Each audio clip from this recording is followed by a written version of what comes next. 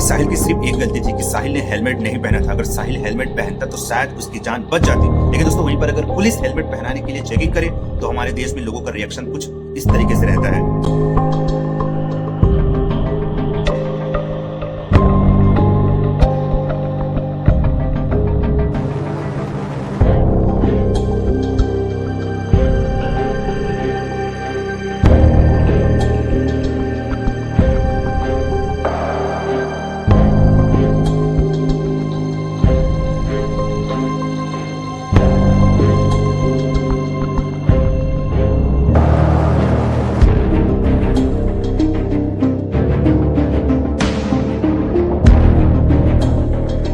सुनील दत्त अपने बेटे को बचाने के लिए टाड़ा हटवा सकता है तो मेरे बच्चे की कुर्बानी नहीं देश जानी चाहिए। मैं सेलिब्रिटी नहीं हूं तो क्या मेरे को इंसाफ नहीं मिलेगा? दोस्तों रोड एक्सीडेंट में अपने एक लौते बेटे को खोने के बाद में साहिल की मां ने जो बात बोली है ना हमारे भारत के कानून के बारे में, सच में वो बात बिल्कुल सही है। हमारे जो भारत का कानून है ना वो पैसे वाले के ऊपर और जो बड़े आदमी है, जो नेता है, उनके ऊपर जल्दी काम करता है, और जो छोटे आदमी है, जो गरीब तबके के लोग हैं, उनके ऊपर हमारा कानून कोई ध्यान नहीं देता है। ये बात बिल्कुल सही है। तो याद है आज से करीब 1 साल पहले हमारे छत्तीसगढ़ के राजनांदगांव के पास में एक बहुत बड़ा हादसा हुआ था, याद है ना, जिसमें एक महिमा साहू नाम की लड़की पैदल डोंगरगढ़ जा रही थी, जो कि छत्तीसगढ़ की टॉपर थी। अपनी बहन के साथ में पैदल डोंगरगढ़ जा रही थी, लेकिन एक रईस जादे ने लापरवाही पूर्वक गाड़ी चलाते हुए उस लड़की को मार डाला। जी हाँ दोस्तों, बहुत बुरी तरीके से उसे मार डाला। क्योंकि दोस्तों वहां पे जो लड़का था वो एक रईस जादा था, एक बिगड़ा बाप का बिगड़ा औलाद था, पैसे वाला पार्टी था। उस केस का आज तक के क्या हुआ पता है? कुछ नहीं पता है। अभी तक के क्या हुआ कुछ नहीं पता है। ना ही किसी मीडिया में उसका रिपोर्ट आ रहा है कि उस लड़के का क्या हुआ, जो गाड़ी चला रहा था उसका क्या हुआ। लेकिन जो बेटी मरी है उसका बाप का हालत देखो क्या है। वो अभी तक के अपनी बेटी के लिए रो रहा है, अपनी बेटी को इंसाफ दिलाने के लिए अभी तक के वो संघर्ष कर रहा है, लेकिन अभी तक के कुछ भी नहीं हुआ इस केस में।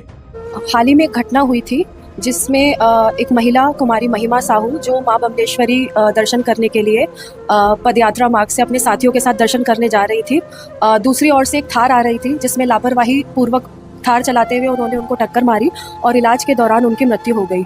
इस घटना में जो गाड़ी के मालिक हैं रजत सिंह, उनके दोस्त जो कि ट्रैवल एजेंट भी हैं नयन सिंह, जिन्होंने वो गाड़ी उन नाबालिग को दी थी, और साथ ही में राजू ध्रुवे जो कि जिसको पेश किया गया था कि वो ड्राइव कर रहा था, जबकि ऐसा नहीं था।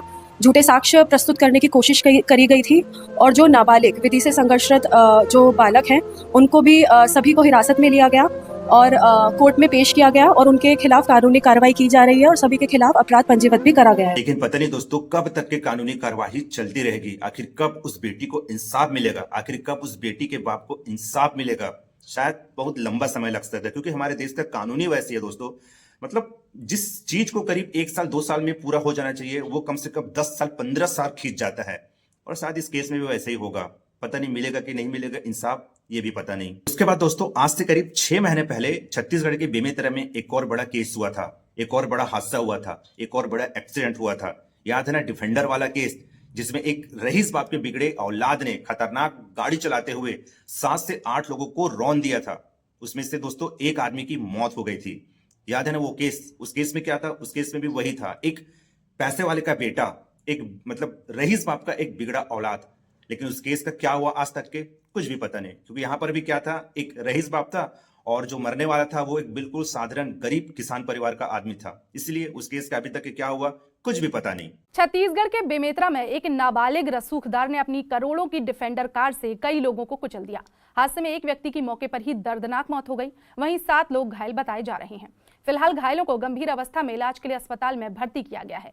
ये पूरी घटना बीती रात करीब 8:30 बजे की बताई जा रही है, जहां बेमेतरा शहर की सड़कों पर बंटी सलूजा का नाबालिग बेटा अपने पिता की डिफेंडर कार से खतरनाक तरीके से ड्राइविंग कर रहा था। इस दौरान शहर की सड़कों पर आज से करीब 2 से 3 दिन पहले दोस्तों छत्तीसगढ़ के भिलाई में एक बड़ा हादसा होता है, जिसमें एक मां और 2 साल की बेटी की मौत हो जाती है।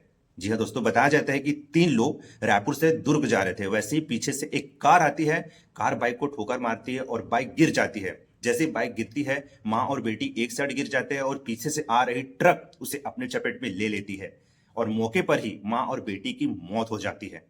लेकिन दोस्तों इस केस में सबसे बड़ा चौंकाने वाला ये है कि अभी तक उस कार का पता नहीं चला है जिस कार ने उस बाइक को ठोका था।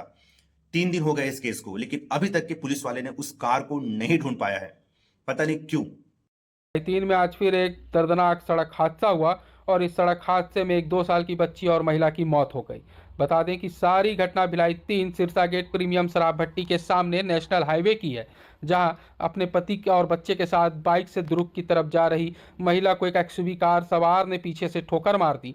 ठोकर इतना भयानक था कि महिला सीधा सड़क पर जा गिरी और उसकी सर पर गंभीर चोटें आई। वहीं गोद में एक 2 साल की मासूम बच्ची भी थी, जिसकी सर पर चोट आने से हॉस्पिटल ले जाने के दौरान उसकी भी मृत्यु हो गई। घटना की जानकारी लगने के बाद तत्काल थाना पुरानी भिलाई 3 तो जितने भी बड़े केस है ना, उसमें 2 चीज कॉमन है, एक तो इंसाफ और दूसरा जितने भी लोग मारे गए हैं ना, वो सब के सब एक साधारण फैमिली से है। जी दोस्तों, कोई बड़े परिवार से नहीं, बिल्कुल साधारण फैमिली से है। और वही अगर बात करें इंसाफ की, तो पता नहीं दोस्तों मिलेगा कि नहीं मिलेगा, क्योंकि दोस्तों हमारे देश की जो कानून व्यवस्था है ना, वो बहुत ज्यादा लचर है।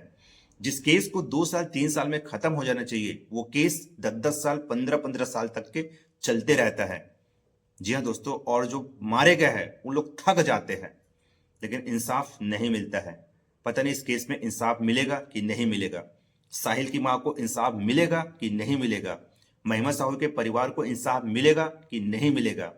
और जो डिफेंडर वाला बेमेतरफ में केस हुआ था, उसमें एक आदमी जो मारा गया था, जो किसान, उसे इंसाफ मिलेगा कि नहीं मिलेगा, कुछ भी पता नहीं है। क्योंकि दोस्तों जितने भी लोग हैं वो सारे के सारे कार वाले हैं, जो मारे हैं वो सब बड़े आदमी हैं, पैसे वाले आदमी हैं।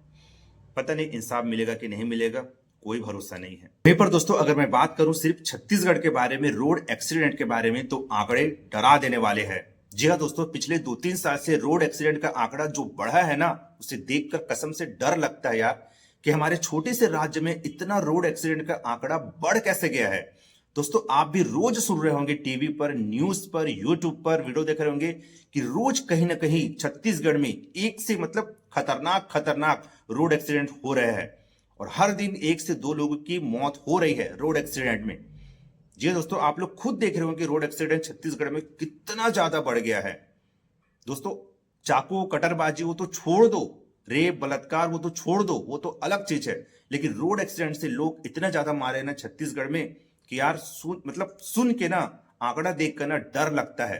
रोड में चलने में डर लगता है कि कुछ हो ना जाए हमारे साथ में। तो जब हमारे छत्तीसगढ़ में इतना रोड एक्सीडेंट की घटना बढ़ रही है, तो कुछ हमारा भी फर्ज होता है यार, कानून का पालन करने का, ट्रैफिक नियम के पालन करने का हमारा भी फर्ज होता है। दोस्तों अभी आप लोग ने देखा होगा छत्तीसगढ़ में चेकिंग अभियान जो है बहुत ज्यादा बढ़ गया है। हर चौक चौराहे पर चेकिंग हो रहा है।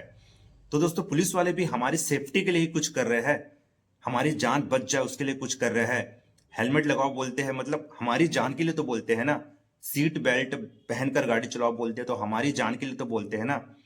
तो दोस्तों हमारा भी फर्ज बनता है कि जो ट्रैफिक के नियम है उसे पालन करने का, लेकिन हम लोग क्या करते हैं, उल्टा पुलिस वालों को ही आरोपी बनाते हैं। दोस्तों मैं आपको एक मैसेज दिखा रहा हूँ, वीडियो दिखा रहा हूँ, उसमें देख लो दोस्तों कि मतलब हमारी जो सोच है ना वो कितना गंदा है पुलिस वाले के लिए। पहले इस मैसेज को पढ़ो, देख लो, पढ़ो मैसेज में लोग क्या क्या मतलब बोले हैं पुलिस वाले को। दोस्तों ये पूरा जो मैसेज है ना, एक जो अभी हुआ था अंबिकापुर में, एक ट्रैफिक पुलिस और एक लड़के के बीच में जो मारपीट हुआ था ना, उसके कमेंट बॉक्स का ये मैसेज है। तो देख लो दोस्तों, मतलब आम लोगों की सोच देख लो पुलिस वाले के ऊपर में क्या है। तो दोस्तों ये सोच हमें अपने मन से निकालना होगा। दोस्तों पुलिस वाले जो भी करते हैं हमारी सेफ्टी के लिए करते हैं, लेकिन हम लोग उल्टा पुलिस वालों को ही गाली गलौज, तो ये सब करना ठीक नहीं है। देख सकते हो ना मैसेज में लोग कैसे बोले हैं। ऐसा नहीं बोलना चाहिए यार, ये बहुत गलत बात है। फिर बाद में कुछ होता है तो हम पुलिस वाले को ही गड़ी आते हैं, कानून को ही गड़ी आते हैं। लेकिन हाँ, कानून कुछ ना कुछ तो है जो अमीरों को ज्यादा सपोर्ट करता है, गरीबों को थोड़ा सा कम सपोर्ट करता है। ये बात तो बिल्कुल सच्चाई है, हकीकत है। दोस्तों आज के इस वीडियो में इतना ही। आपको कैसा लगा इस वीडियो को? वीडियो अच्छा लगा तो वीडियो को लाइक करो, चैनल को सब्सक्राइब करो। फिर मिलेंगे आपको एक और नए वीडियो में, तब तक के लिए भारत माता की जय, वंदे मातरम, जय छत्तीसगढ़।